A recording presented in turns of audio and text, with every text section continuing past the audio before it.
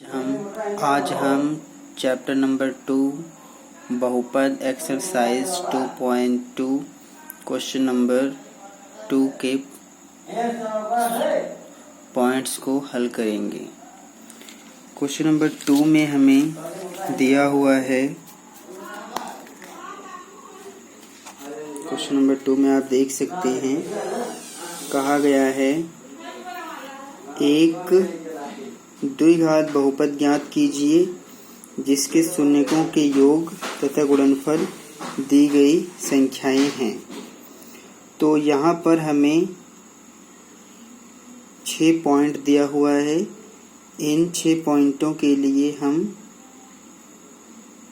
बहुपद ज्ञात करेंगे। आपको ध्यान रखना है कि हर एक पॉइंट में जो पहली संख्या है वो शून्यकों का योग दिया हुआ है, कॉमा के बाद जो दूसरी संख्या है वो शून्यकों का गुणनफल है। जैसे पहले पॉइंट में जो शून्यकों का योग है वो 1/4 है, शून्यकों का गुणनफल -1 है। दूसरे में शून्यकों का योग √2 है और शून्यकों का गुणनफल 1/3 है। तीसरे पॉइंट में शून्यकों का योग 0 है और शून्यकों का गुणनफल √5 है। इसी तरह से ये सभी पॉइंट हैं। तो अब हम शून्यकों के योग और गुणनफल से एक द्विघात बहुपद ज्ञात करना सीखेंगे। तो हम बेसिक फॉर्मूलों के बारे में बात कर चुके हैं पिछले वीडियोस में कि किसी द्विघात बहुपद को ज्ञात करने के लिए हमने एक सूत्र बताया था। इससे पहले वाले वीडियो में आप जाके देख सकते हैं। अब हम उसी फॉर्मूले का प्रयोग करके सभी पॉइंट्स को सॉल्व करेंगे और उसका बहुपद ज्ञात करेंगे। पहले पॉइंट को हल किया जा चुका है, अब हम सेकंड पॉइंट को सॉल्व करते हैं। तो सेकंड पॉइंट में हमें दिया हुआ है √2, 1/3। तो जब हम सेकंड पॉइंट को सॉल्व करेंगे तो सेकंड पॉइंट को लेते हैं। इसमें हमें दिया हुआ है सेकंड पॉइंट में √2, 1/3। तो ये आपका शून्यकों का योग है और ये शून्यकों का गुणनफल है। तो हमारा जो जब इसको हल करेंगे तो जो बहुपद बनेगा, बहुपद बराबर होता है x², ये फॉर्मूला है, x² माइनस और x ब्रैकेट में आता है शून्यकों का योग। इस शून्यकों का योग को हम अल्फा प्लस बीटा से भी दर्शा सकते हैं, प्लस शून्यकों के गुणनफल को हम अल्फा बीटा भी कह सकते हैं। अगर आप इसको हिंदी में लिखना चाहें तो आप इसको ऐसे लिखेंगे, x² माइनस x ब्रैकेट में। हिंदी में थोड़ा सा ये बड़ा हो जाता है, शून्यकों का योग और प्लस शून्यकों का, एक बार आपको हिंदी में लिख के दिखा रहे हैं ताकि आपके समझ में आ जाए, शून्यकों का गुणनफल।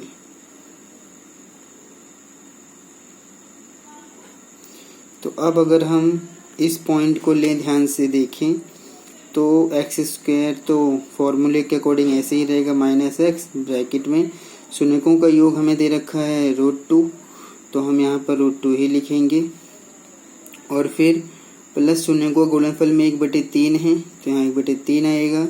तो जब हम इसको हल करेंगे तो x² माइनस, अब हमें x की गुणा √2 में करना है तो हम इसको सॉल्व करते हैं।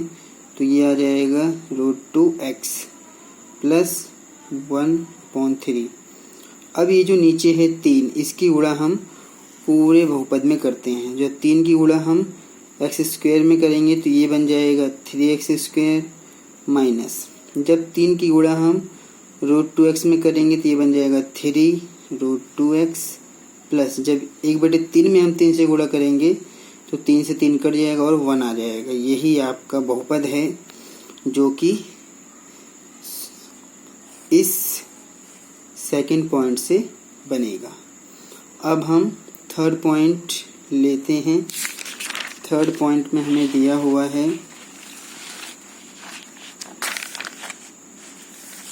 जब हम तीसरे पॉइंट को सॉल्व करने जाएंगे तो तीसरे पॉइंट में हमें दिया हुआ है 0,√5। तो शून्यकों का योग आप देख सकते हैं 0 है और गुणनफल √5 है। तो जब हम इसमें बहुपद ज्ञात करेंगे तो बहुपद बराबर लिख देंगे x। फॉर्मूला सभी में वही लगेगा, आपको इस बात का ध्यान रखना है। x² माइनस x ब्रैकेट में शून्यकों को योग को हम अल्फा प्लस बीटा लिख देते हैं, शून्यकों के गुणनफल को अल्फा बीटा लिख देते हैं। तो ये आ जाएगा x² माइनस x ब्रैकेट में अल्फा प्लस बीटा की जगह आप देखेंगे कि हमें यहाँ पर 0 लिखना पड़ेगा क्योंकि ये शून्यकों का योग है, प्लस अल्फा बीटा की जगह √5 आ जाएगा।